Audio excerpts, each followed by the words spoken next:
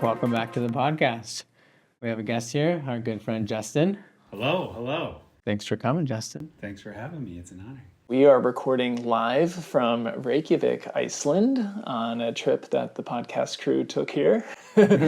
And, we thought it'd be a great idea to see some local cinema. We are reviewing Last and First Men, 2020 film by Icelandic director Jóhann Jóhannsson. Yeah. Does that mean his dad's name was Johan? It does. We have learned that in some cases, those names can go to this 18th generation. 17th generation. I wonder if he's related to Scarlett at all. She would need to be Johan Dottir. That's not to be Icelandic. Yeah, She that might would not be be a giveaway. Yeah. I think safe to say this was a film that none of us had known about previously. Is that fair? No. It was one of the few, if only, Icelandic-made sci-fi films, which is why we thought we'd take a look at it. But also, David, maybe you can go into some of what we learned about the source material for this movie. Yeah, it's based on a book I would call a short story by Olaf Stapledon, who was in English in 1930. So the source material is pretty old, around the time of such greats as Arthur C. Clarke and H.G. Wells. Despite the name Olaf, Yeah. it's an English fellow, isn't it? Despite the name Olaf, he's not Icelandic. So it's just Icelandic in its production, the movie. We should say that Justin is a fellow sci-fi Yeah. connoisseur. Justin watches a lot of movies. Deep in the rabbit hole, as one would say. Yeah. Yeah, I mean, as far as novels go, my guess is you're more well-read than we are, right?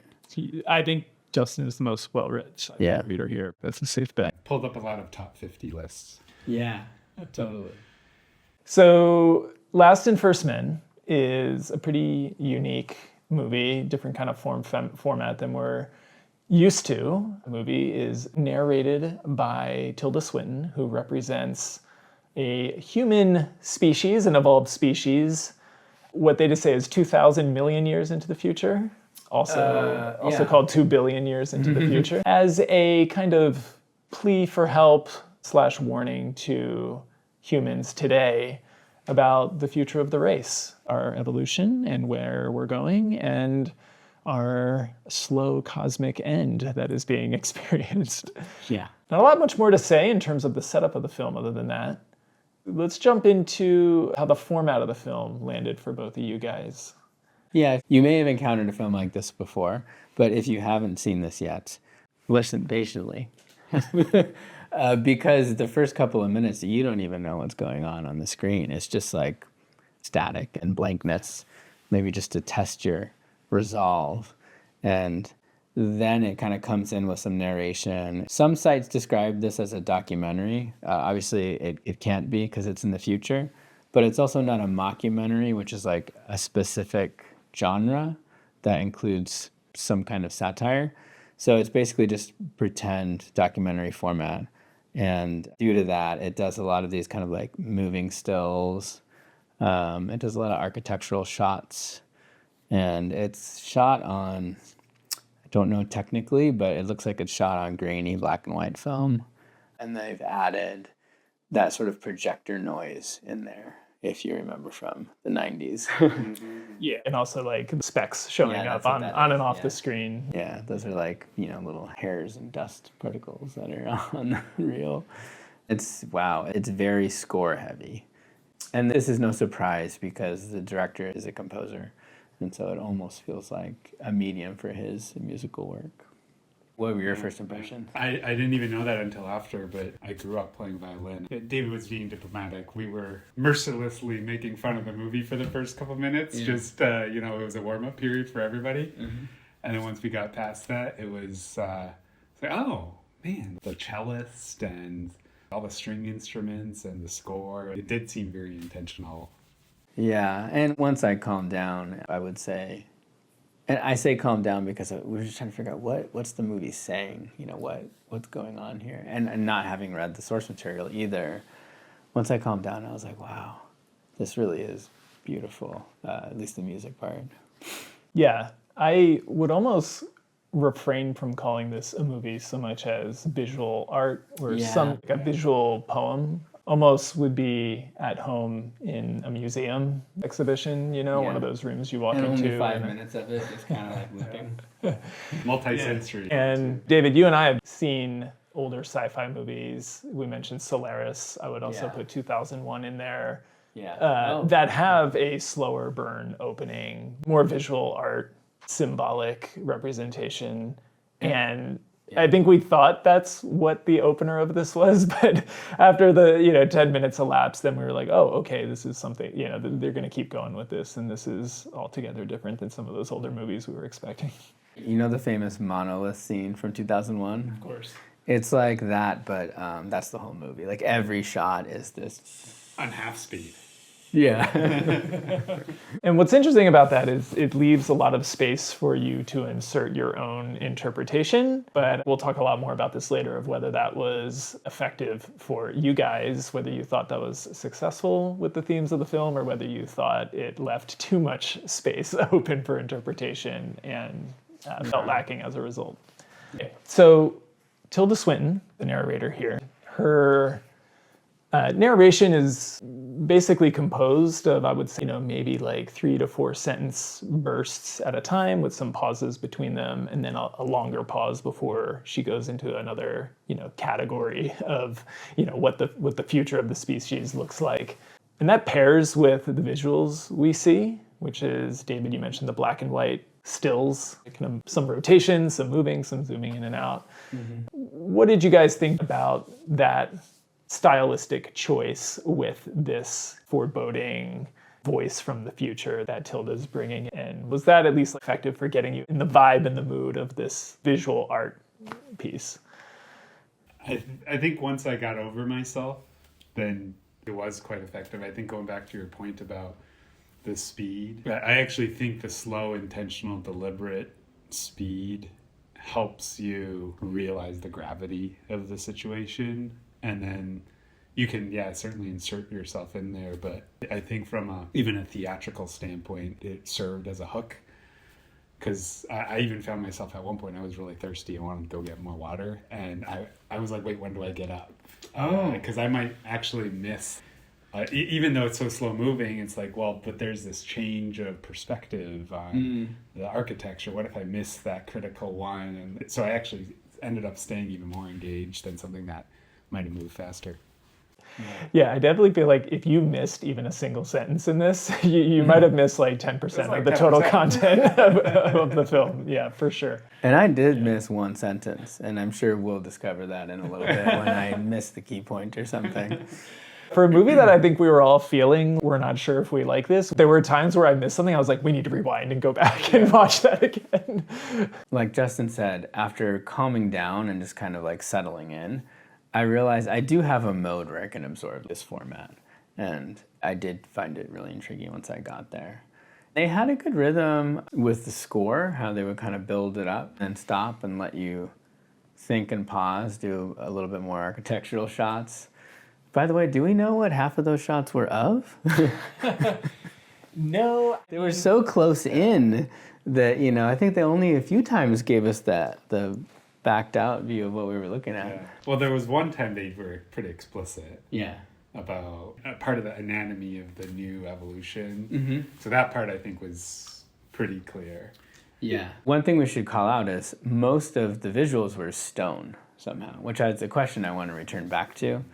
They had what kind of looked like tributes to the beings. And so they were showing these stone figures, kind of like totems or something like this, and then describing the anatomy. And I think we were left thinking like, okay, like, does it look exactly like this? Or is this just like a representation? Yeah, I find with those type of visual cues that you're talking about, it borrows a lot, I think, from the grandeur of like past human civilizations, which largely were making massive monuments out of stone, and you mentioned the monolith in 2001, which I think also borrows on that imagery of, this is epic, this is unimaginable, and here's a society doing things that we can't imagine possible. It's keying off of that, and I feel like the visual dictionary is also similar to what like a Dune is bringing to the table. Like if you want something of grand scale, it will be very bulky in design. It will look heavy, it will move slowly, but it will blow your mind away in terms of, okay, this is an alien civilization, but at the same time harkens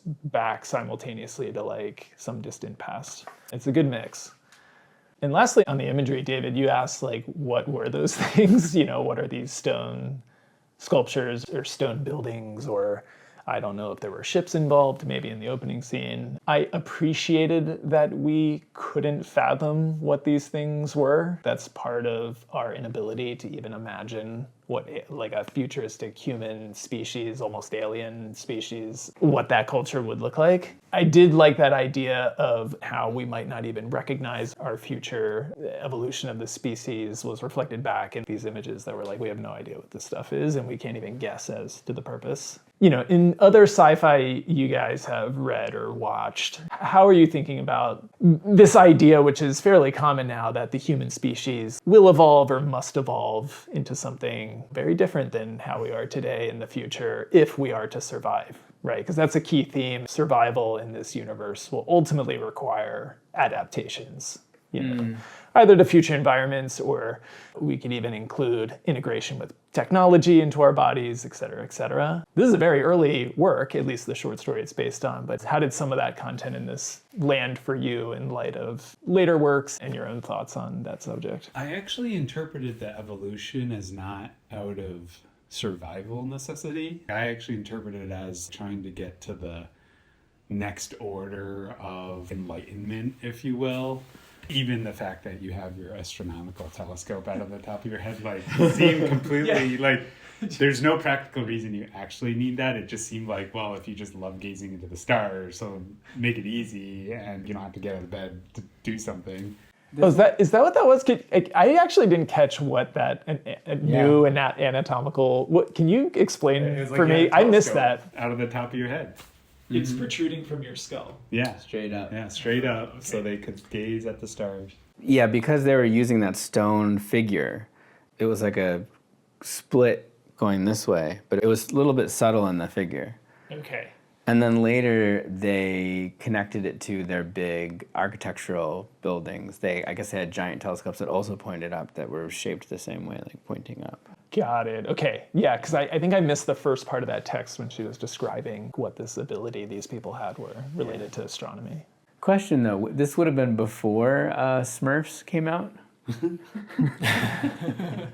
I assume, because Smurfs was in color. So you were saying, and we diverged. Yeah, I wasn't sure it actually had to do with survival, because it seemed like you had the technology to, Neptune is a gaseous planet, but you were able to build these stone things on top of it. So Allegedly. The inferences I was making was they had everything they needed to be able to survive. They could even change a planet's orbit. And the thing they didn't have was time, but they had kind of solved for that because they also talked about their immortality. Well, then if you're physically nearly, like, practically immortal beings, what's the next step you're going to? Is like, okay, maybe it's some sort of philosophical enlightenment, cultural enlightenment, spiritual. Yeah. Have you all seen Stargate, the movie? Love it. Yeah. Stargate is interesting because there's a futuristic alien civilization. And the visual language of the movie is like Egyptian hieroglyphs and Egyptian artifacts. So they managed to do a thing where the future technology is just all like stone. Yeah, There's no exactly. metal, no computers. The pyramid is a spaceship. Mm-hmm. And then actually the 21st or 20th century technology that gets brought into this environment with all of its computer screens and metal and there's atomic weapons, it's like kind of grotesque and out of place. So I think this film uses that language, and it makes sense because the source material is 1930 before they knew anything about the kind of technology we know today. So my guess is if we look at that lens, that will help. Do you think they even knew that Neptune was purely gaseous in 1930? I was just about to ask if they knew enough about Neptune's Because they said the plains of Neptune, and then they talked about the poles, and we were all like, what are you talking about? That's a good point. And that could be okay, right? Because they don't describe any mechanisms or any technology in use. I have limited understanding of early 1900s, Yeah. like sci-fi. I mean, we know that sci-fi wasn't even a formal discipline yet. Yeah. But I think in the public consciousness, planets like Mars, and I assume Jupiter and others, were viewed more as places that things could be rather than, They had larger telescopes. Like Galileo was way before then. So they could probably see, they knew the color of Neptune. They knew about the rings. They had relatively well-developed physics. Even folks like Kepler and obviously Newton were way back then. But they did not have gas spectroscopy and stuff like that, so they could not have known like what elements were on Neptune and what that would mean. Yeah. I like what you mentioned, David, about the technology in Stargate, because I'm reading a sci-fi series now called The Final Architecture by Adrian Tchaikovsky, and one of the more advanced races in that book, part of what makes their technology superior is how invisible it is. And you look at our technology today, there's a lot of guts, there's a lot of wiring, there's a lot of pieces and components, but for advanced races in this series and other sci-fi, it almost is magic, right? Like, how is this huge thing just lifting off the ground with no thrusters, right? That's something that sci-fi is used a lot as a trope, this idea of technology almost becomes magic when it gets advanced enough. So, Evan, to your question about the survival of our species and how the movie and book asserts that some kind of evolution and permutation of the species will be involved. I started reading the book a little bit, and it frames it as like this book actually is truth funneled through the human author, which is Stapleton. It's kind of funny. I feel like at this point we don't know what will technologically. I would have said very recently that our species is just going to die out. I mean, there's no reason why it won't. In so-called geological time, like we won't survive, and something will happen in our solar system, and we'll just be gone, or we'll lose the Earth. But in the past 10 years, we've gotten a bit better at sending rockets up, and we have a few kind of preservationists like Elon Musk and those types. And so I wouldn't be surprised if we weren't too far away from not the technology to preserve our species, but like the technology to send a Hail Mary out, like they do in so many books and they do in this film as well. So then it's like, well, if we were to do something like that, what are the chances one of those would like maybe survive? And I think maybe good enough that I could say, I guess. In this film, they just say the chances are small. Yeah, it's perfect. Yeah, because I think even at this stage, our technology is so inferior to what would be required to preserve our species that like I think we're not going to make it. But that's just me. And I'm not speaking as a Christian or a religious person, but just scientifically. Yeah, I kind of want to get back to that point later on as someone with a faith and belief. How does that intersect with this more natural assumption you might make in terms of geologic time, like no species lasts forever? But Justin, I wanted to get back to your good point that the evolution of the species isn't just about survival. It's actually gets to the higher order of consciousness concerns, which is how do we evolve our consciousness, what do they call it in the movie? Becoming a higher order species. What do you think that term meant in the context of this film? And I also want to talk about the children part of this film. When they talk about why does an immortal species even have the urge to have children anymore? What's the point? The interesting endpoint of this maturity was that instead of the individual mind, you had the group mind. And that was an interesting conceptualization of where quote unquote higher order could be. This has come out in other works, like anyone who's read Three Body Problem, and in some ways this is one of the crux of the human race and the alien race is like they've got the hive mind. It tries to learn to have a hive mind, and there's the benefits of sharing knowledge very quickly and efficiently, but there's a lack of diversity of thought. And here, you almost wonder if it was in some ways a presaging of that, because their response was everybody went into their own reflections. And where my head went was like, do they just become individuals again for the first time in who knows how many thousands of years? And for those who haven't seen it, your adolescence was like 18,000 years with these beings. So like thousands of years may have been the truth, or like where you've just been thinking with the rest of the species. I loved how the hive mind was not permanent. I can't remember how it's done in Three Body with the Trisolarians, but in Star Trek, which spends a lot of time talking about the Borg and their hive mind, you get inserted into this hive mind and then that's it. Like you can't separate, you can't tune it out.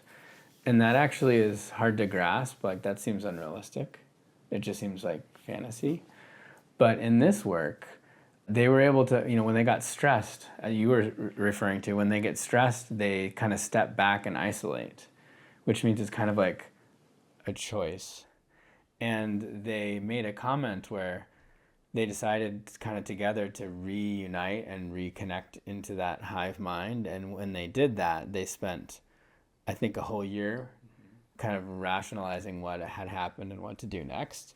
And I thought that was like beautiful. I was like, oh, that makes sense. This is like the power of community, but on a bigger scale. Yeah, I wonder if one definition this film has for this idea of maturity, that word is specifically used in the narrative. Humans of millions of years past have had their ups and downs, their joy and their woe, as they call it. And part of maturity is moving towards understanding and like this collective kind of thought and purpose and empathy. Maturity being seen in, I would say, perhaps moral terms in a way, this idea that when you start empathizing directly with all these other minds because you're all becoming one, you can understand the past, you can understand the hurts and the pain, and this idea of like, oh, as a mature species, when we understand that, we can move forward together.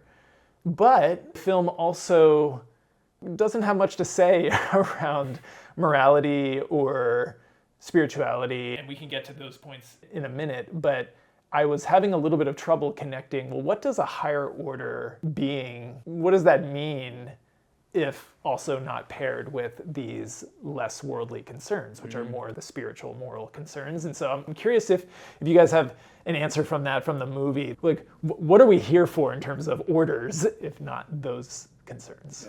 Yeah. My clue for what the movie's interpretation of not mature was is what you do when you're an adolescent. Because you have your baby phase, then you go to the polls, which, like, in my mind, it's like Hunger Games or Red Rising, where it's like a bunch of teenagers are going to have their years. Yeah, you're going to have your hormones and your emotions, and that's how it was described. It's like you can even love and hate. Oh, that's a good point. And so if love and emotions hate are allowed is, there. yeah, but then you need to be able to come back to this introspective, reflective state where the way I viewed it, thought about the, like, we're going to agree after a year on the action is we're not going to knee jerk. We're not going to just instantly react to whatever's going on. We need to be able to process and internalize instead of just doing what our emotions are saying, which I found, I'm not saying that's the definition I would use, but it seemed like that was the clue I picked out from the movie. As you were talking, I was doing some quick math. So if adolescence is 1,000 years, then I think a year of deliberation would have been about a day. So, right? And that makes sense. Yeah, like for us, like spending, like sleeping on it. Yeah, Yeah. exactly. Interesting. Yeah, that's very interesting, Justin. I forgot about the 1,000 years of adolescent, let your emotions run wild. It reminded me there's some other sci-fi where emotions are either eradicated or suppressed with drugs. I'm thinking Equilibrium with Christian Bale, and there was another romance sci-fi with Kristen Stewart and Nicholas Hoult called Equals, where they're getting into a relationship, but again, there's this idea of like, don't be too emotional, because as a human species, we need to move past emotion to perhaps more logic and rationality, and reflects, this higher order. So I'm sure I'm missing some other franchises that deal with suppressing emotion. I don't know if 1984, I think, could be. I was actually going to go to Brave New World with Aldous Huxley. Maybe it's Brave New World, yeah. So it's always drug-induced suppression of emotions. Why do we think that is? Why is certain sci-fi anti-emotions? Is it because humanity does terrible things to each other, and that's the solution? Yeah, but I was gonna ask, isn't, at least for the films I've seen, isn't the setup usually that they suppress emotions with drugs, and that turns out not to be the greatest idea? It almost Right. always is the case that it doesn't really work. Yeah, I don't know about Brave New World, but usually it's a cautionary tale. Yeah. Or the flip side, like in Star Trek, you always talk about Spock and his Vulcanness, but then it's like when he's able to tap into his human side and balance that is actually when a lot of times the ship gets the best outcome. For Spock, for sure, but as a franchise, Star Trek's pretty... Very logic. Yeah, it's the other way. Star Trek, at least it's the large body of work implies that a utopia is possible, and there's just evil on the fringes. And it kind of is quite separate from most sci-fi, right? Because it sort of eschews modern psychology. So. Most sci-fi utopian societies, though, do seem to be like sanitized or monochromatic or something like that. And maybe that is a commentary, a critique. Like, it's not actually a utopia. There's things boiling under the surface. But here, I'm not sure. I'm not sure what the comments are here on that. They don't necessarily say it's a bad thing. Well, let's jump forward a little bit. One of the questions we wanted to address is the narrative of the film is this cry for help from the future, from a billion years in the future. It is not clear to me what that cry was. I think that's a fault of my own, not fully understanding, but maybe we could chat through that. Like, what are they asking for? Do you guys know? I wouldn't say it was quite your fault. While watching, I think Justin was also, not to call you out, Justin, but I think you audibly asked the screen, what do you want? You know? Yeah. What do they need? Just some talk therapy? How can I help? I think what makes answering this question challenging is that the decline of the species is actually not so much one of evolutionary failure, but actually of a cosmic event that they had no control over. And we haven't mentioned that yet. So it's the acute crisis in the film is there's this gaseous blob moving through the galaxy. That was the first one, but they got past that one.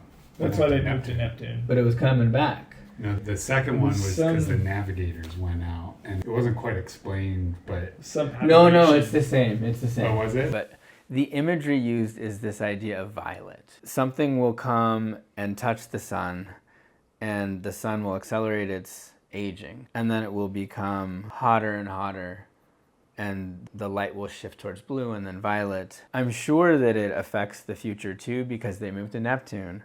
But the problem is when that happens, it causes the sun to age early. And when the sun is predicted to, even now in our contemporary world, at its ending times, which is supposed to be more like 4 billion, not 2. And I don't know if they even knew at the time of writing this book. But it will expand and kind of subsume all the planets. It would have certainly affected Neptune. And that's why they tried to escape by pushing the orbit out. Yeah. So it actually was unclear to me, like, was this happening in the past and the future? Like, is it happened twice? Do you remember? Yeah, my interpretation was it happened once. I wasn't sure if it was the same mechanism because they sent the navigators out who observed something, and they thought that it almost sounded like a star virus. Yes, and that's true. Yeah. But the solar system star they thought was going to be far enough to not be caught and they observed somewhere else, but they somehow figured out that was wrong. Right. The navigators encountered the moving. Star Trek, I always talk about Star Trek. They have a few episodes where they have these nebulous rifts of gases that are like going through the galaxy. So basically they encountered that and it screwed them up physically and emotionally. They came back and yeah, like you said, they thought maybe they'd miss it and they realized that they won't. Did you think the navigators came back screwed up emotionally and physically because of an actual effect from what they saw, or was it because they understood the implication of they were now feeling despondent because they didn't see the way out anymore? Well, I believe half of them died. Half dead. Oh, yeah. Of what? I don't know. We don't know. Maybe it's perhaps a little bit of both. Yeah. Going back to David's original question, which is actually the key focal point of the movie, is this is a message back to us asking for help. And I'm with you that it wasn't quite clear what kind of help could be offered by us in the past, given the nature of the doom is unavoidable, not caused by us, something that can't be influenced by us, I don't think. The thing they said they had control over is what is the manner in which you want to go. Do you want your species to go out with honor or in chaos? But that's not a decision for us in the past. And so I'm with you, David. I've been thinking about this movie a lot, and I don't exactly know. That didn't connect for me. I mean, a simpler film would have said, we just need you to change the course of history so that you're not on Neptune, or you develop some technology that would be useful. But I'm fairly certain, even with the one line I missed, that was not spelled out.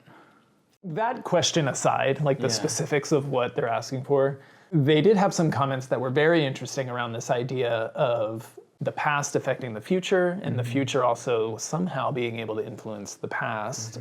Specifically in the film, they talked about when the hive mind was formed. Not only did they get access to memories of the past, but eventually over time, somehow, they learned how to influence the past. That's kind of interesting in and of itself. And they said, we've discovered there are actually direct ties sometimes between a future event and a past event. The simple explanation for what help did they want from us is they're going to get that help by us simply getting the message. We're going to receive the message, and to your point, maybe there's something that we can do to change our ways. We're going to be impacted by our revelation of what the future is, and it's kind of like a Back to the Future type thing where we can then course correct. But another thing that I started to think of, which is the more complicated thought, is, and you mentioned the word therapy, which I thought was really interesting because I thought of that too. And therapy has come up on the show in the past. Therapy, in a way, is this idea of you are trying to reconcile with the past. You almost are reinterpreting the past. So we would call it in psychology reframing. Potentially. Do you think there's any type of that going on here, this idea of if you reframe the past and process it, it actually is the future affecting the past, which then affects your future? In psychology, certainly so. But expanding that out to civilization, I don't know. My sarcastic solution is you should have planned better. it's like anything could happen at some point. Why were you had all this technology, why were you on one planet? You could have at least, spread the eggs into a few baskets. They also say when they learned of the impending calamity, they had 30,000 years to plan, but it still wasn't enough time. Yeah. Like, you've advanced in all these ways, but one thing wrong happened in cosmic time, and now you're kaput. So that's my sarcastic of, well, you should have just planned better. And I start ticking through, well, they didn't need technology or us to change. There was no criticism of the way things were. Exactly. Maybe you can go back to the second or third sentence. There was perhaps a hint of that at the very, very beginning of the movie, but there's no reference back to that. So I'm like, okay, maybe it's not a criticism of now. Maybe it's not it probably wasn't a planning thing, a logistical thing. But maybe it was something with reframing, going back to that maturity concept. Maybe it was what's the right way of maturing, and maybe there's multiple paths of how you could evolve a species over time, and maybe they're seeing that this result ended them in the wrong one of those choices. Yeah. The only thing I can think of that they mentioned as it relates to the past, besides the fact that there were ups and downs, is when they said they resolved many mysteries of the past once they created this hive mind. I don't know what resolving the mysteries means. I don't know if that's reframing or processing the past traumas of humankind. Yeah, it's tricky. I do plan on reading the book. I suspect some of this is in there.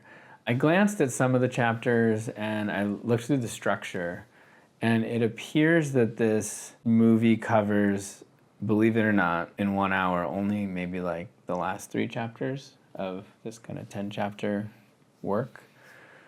And so there's a lot of history where it talks about like what it starts on Earth, they go to Mars, and then they make their way out to Neptune, and that is like 2/3 of the book. So I think that maybe there are some answers, as there often are, and you can tell, like you said, this is basically an art piece, and so they probably don't feel it necessary to cover everything that the source material had in it, right? Because perhaps everybody has read it or will read it, and so maybe that's kind of part of it. I did feel it was very ambiguous at the end.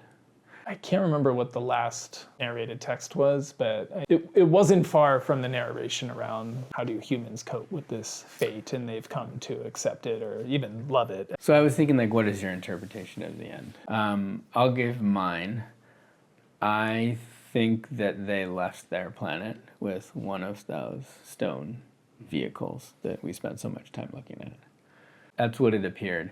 And then there was this, like, really beautiful, like, 2 seconds of... So it looked like it was leaving, and then it was in this like unclear state where you could kind of see something, but there was like kind of darkness covering it, but not covering it, and then it ended. So I got the sense that they went out and left, and we don't know how that worked out. Yeah, especially because it seemed like from their description of the problem, running away from it was not a solution. They couldn't move their whole planet. Yeah. Okay. Raising the orbit is different than... But they could still send out, like... They didn't yeah. say, but I had no idea what half the visual imagery was, but that one seemed a little clearer after watching it right now. It's almost like they were so introspective that they forgot about the survival instinct, and now they're forced to come back to this, but it's still deep in you no matter how evolved you are. And the last gasp is, okay, even if you don't know if it's going to work, you still got to try. Yeah, I think that's fair. It seemed like there was a cultural history that they didn't want to leave behind. And they fought that till the last moment. And perhaps that's how the previous 18 generations or species were, because they didn't make it very far out of the solar system. And after kind of getting a shot across the bow, they didn't leave the solar system. They just kind of like went to the next best planet.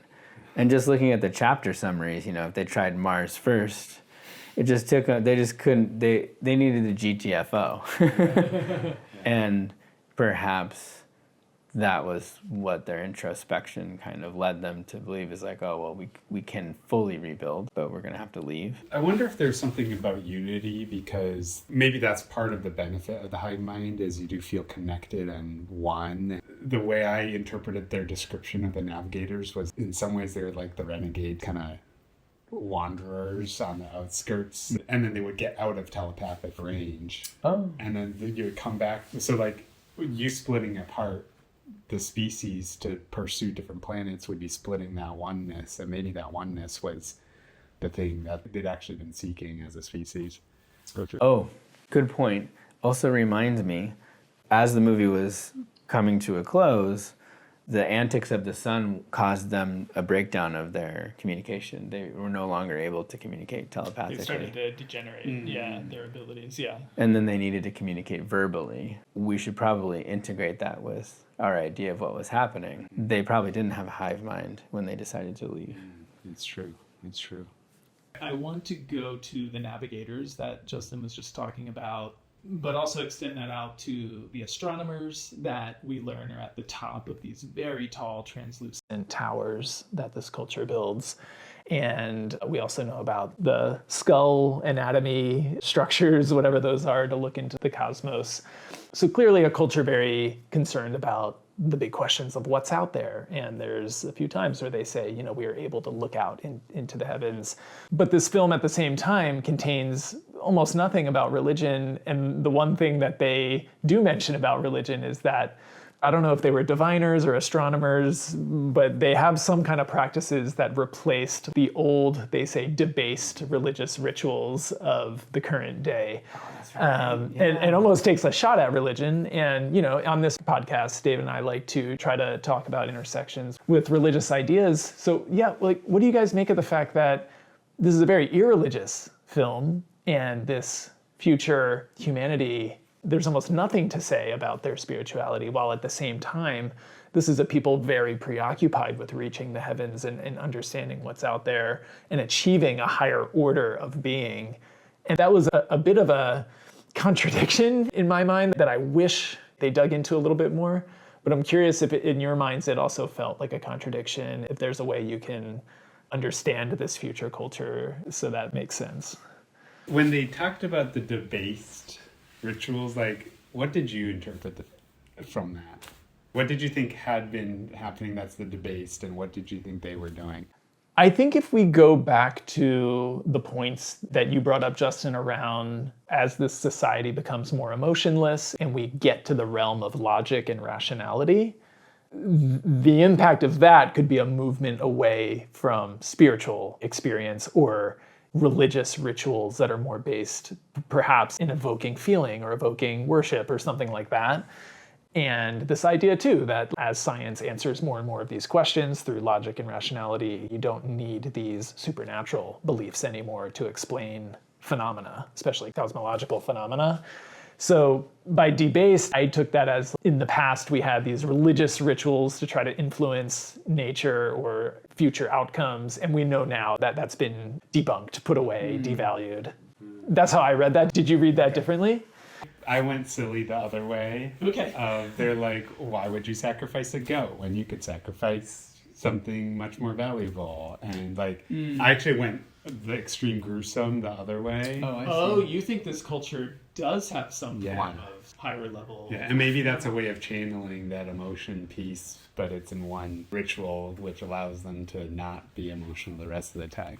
I did get the sense that whatever they had discovered was very much a ritual.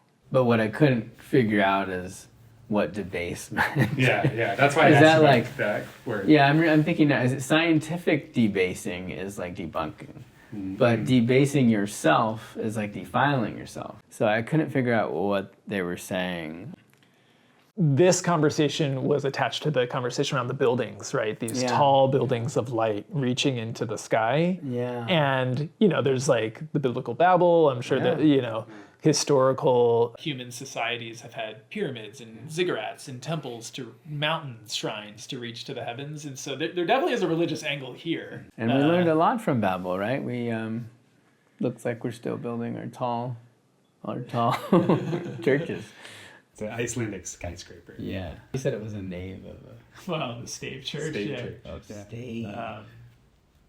But you're right. There is something there, especially with the astronomers at the top, right? That's like the highest level enlightened person in this society. I mean, half of this is speculation. To me, this is one of the shortcomings of the film. Yeah, and weirdly, I've not been that critical, and I usually am. But what I will say is, it was unclear to me if there was any point. And I respect a lot that the source material was from the early 20th century. So a lot of this was groundbreaking philosophically at the time. However, given that there didn't seem to be a point, a lot of the concepts that they came up with, we've thought about these by now. So my critique would probably be this. The movie was made only 5 years ago. And while the source material was older, they could have done better to explain to us, hey, why are we taking an hour and a half of your time right now? What are we wanting you to think about? Because it was quite unclear. It was beautiful, but all of Tilda's critiques of our society, I mean, they're tired critiques. Like, we've heard them all by now. So, what do you want us to do? What's something that we're supposed to think about other than being confused? Is sort of my thing. I agree with that critique, and I thought even the narrative itself sometimes was incohesive in terms of the subject matters that it's jumping between in each segment. Yeah, and I've seen with things that are formally declared as art, I mean, sometimes they hide behind that. I was an English student for a while, and new writers, they kind of feel like they can obfuscate the point by being clever. And there were actually a lot of words that I hadn't heard in a long time here. So like the screenplay is sort of like that. But when I know somebody is not at the top of their game, it's easier for me to see through that and say, like, oh, you're just trying to be artistic. you still need to make a point. And so I wonder if that's going on here, or maybe they were true to the source material and I just can't quite see through it yet. You're saying it was their folly. Yeah, maybe. I think like if we were to compare the source material and the screenplay, I think we'd be able to decide how true they were to it. And if they weren't perfectly true to it, there would be an easier critique to say, hey, you need to decipher this for us a little bit more in the context of the 21st century, because a lot of these concepts have been visited. So if you're going to bring it back to us in the form of on the screen, you need to do a little better. I think we agreed with all of that. We haven't talked too much about Tilda Swinton yet. We mentioned up front we liked her a lot, but what did you guys think about her narration? I was hoping you could ask what do we think about like the ensemble cast. No, I thought she did a great job. She had the right tone for it, and it kind of gives that eerie alien future, and it really matched the visuals. A little bit of a stern British headmistress feel of like, you better listen to me closely. Yeah, I just wish she would have said what she wanted me to listen to. But, maybe next time they remake it. Yeah, I mean, clearly she should have talked fast enough to get through more of the source book, right? But they had to call it. You got to. This is our first on-the-road extra-textual podcast episode. We are in Iceland. Is there anything, I don't know, particularly Icelandic about this film? Not that we are Iceland experts by any means. So if you are an Icelandic listener, please forgive us. One of our many listeners may be Icelandic. Well, we're probably more experts on Iceland than some folks because we've been here for a few days. I thought that a lot of the shots of mountains could have been Iceland. I don't think they were. Yeah, we were scrambling to figure out where they shot this. Yeah, they shot it in the so-called Baltics, right? Balkans. Oh. Glad Justin is here to explain these things. God, we would have been screwed. I'm leaving that in. No, Yes, no, I that's totally not. am. The Baltics. Said with such confidence. It's there was no confidence. For a split second, I actually agreed with you. There was no confidence. There was no confidence. So it turns out they shot it in the Balkans, which makes sense because one of the chapters was set there, one of the early chapters. So I guess that's why they did that. I thought it could have been these kind of jagged mountains and glaciers here, but it wasn't. Now that we've been here, we know there were way too many trees. Yes, there were too many trees. And is there a good answer? What's Icelandic about this? So we're here during the summertime where there's quite a lot of daylight. So a lot of what I've been doing is imagine what life is like when you only have 4 hours of daytime in the wintertime. And maybe what you do is you sit in your basement and you come up with really deep emotional cello pieces. It's almost like you start with a score. Maybe that you said Johan Johansson's a composer first by trade. Maybe you start with a score and then you try to start matching the visuals. Then you lay on maybe that's what's Icelandic. It's almost like a dark mood project. Totally agree. So maybe to put an even finer point on it, the most Icelandic thing about this is they could have made it without going outside. Yeah. Which makes sense because why would you want to do that in the winter? Yeah. We might have even heard some of the wind blowing by it in the background. Yeah. I like that a lot. And there's a lot of stark imagery, and driving around Iceland, there's monumental stone mountains and cliffs. I feel like some of that shows through the stark stone imagery in the film. I still think it was a good film, and Iceland should be proud they have made this. Yeah, I enjoyed this film as well overall. I do have some of the same criticisms as you, which prevent me from rating it higher than like a 3-star or so, but I'm glad we saw it together and was certainly unique. I think we discussed this film probably longer than the 70-minute runtime itself, so that's always a pretty good sign if a movie can cause you to talk about some stuff, but this one is not for the faint of heart. We watched it with another friend who had to drop out, understandably, at the 10-minute mark, and thought it was a prank we were pulling on them to watch this film. So, Justin, welcome to the podcast. This was an interesting one for your first one. Any final thoughts? Well, first, it's an honor to be a special guest on First on the Road. Yeah. which means first on a European continent, potentially first on an island, Right? perhaps a first foreign film. Not quite. Yeah, but is this like the first like film that's only ever been seen at a film festival? And maybe even the film festival in the country it was made? That's definitely true. So it's been fun. Yeah. We had something to look forward to and talk in the car. There's a lot of drive time in Iceland, so it was Yeah. a good car talk. That was good having you. Absolutely. Thanks for joining us, Justin. And that is our show and our review of Last and First Men. We'll see you next time. See you next time.